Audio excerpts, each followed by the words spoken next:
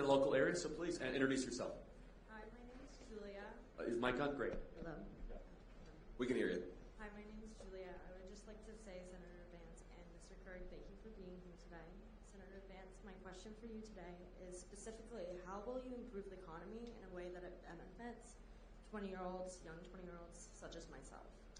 Julia, thanks so much for the question. And I want to start out by saying I grew up in a working class family. I'm kidding.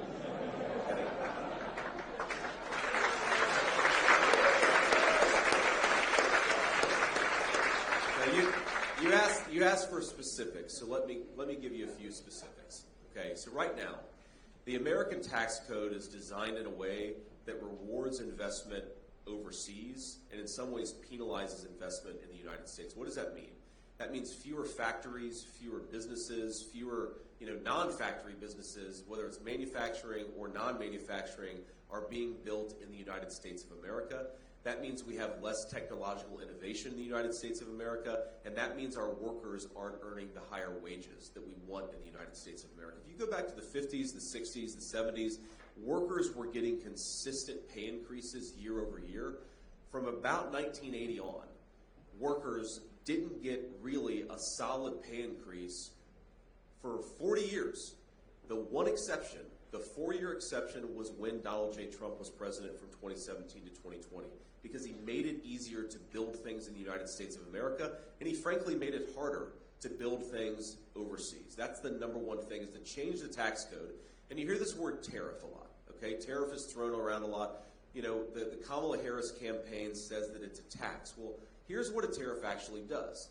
Say, for example, that you're an American business and you're deciding whether to build a company or expand a company in China or in the United States of America. Now, what China has going for it is that you can pay literal slave laborers at $3 a day, where in America, and I think this is a good thing, you've got to pay people a middle-class wage. Now, why is that a good thing? Because I want all of you to earn good wages for a good day's work. But if you're going to encourage investment in the United States of America, you've got to penalize the companies who choose to make their things in China. And the only way to penalize them is what's called a tariff. If they try to bring something that was manufactured by those Chinese slave laborers back into our country, we're going to slap a big fat tariff and say you've got to pay a penalty to get that stuff back into our country. That's how we protect the middle-class jobs of our citizens, and that's how we make it easier to invest in the United States of America. There's a second thing. Charlie already said this, but I'm going to repeat it because it's very important. Think about the biggest driver of cost increases. I don't want you just to earn a good wage. I also want you to be able to afford to buy things with the money that your hard-earned dollars, with the hard-earned dollars that you earn.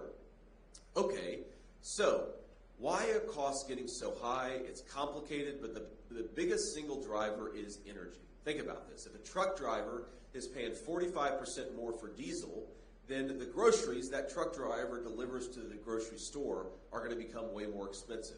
We're talking about housing. If the guy who's delivering the lumber to the job site is paying 40% more for gasoline, then all of us are going to be paying more for the houses that are built with those delivered materials. So how do you get energy costs lower? You drill, baby, drill. That is the fundamental principle of Donald Trump's economic policy. Now, what does that mean? That means you reduce regulations on the energy sector. You build pipelines so that we can get energy from one place to another very easily. You make it easier to unleash our great energy economy, and you're going to create a lot of good jobs in the energy sector, but you're also going to make it so that, Julia, you and your friends pay less when you go to the grocery store, or when you go and buy clothes, or when you go and buy a house.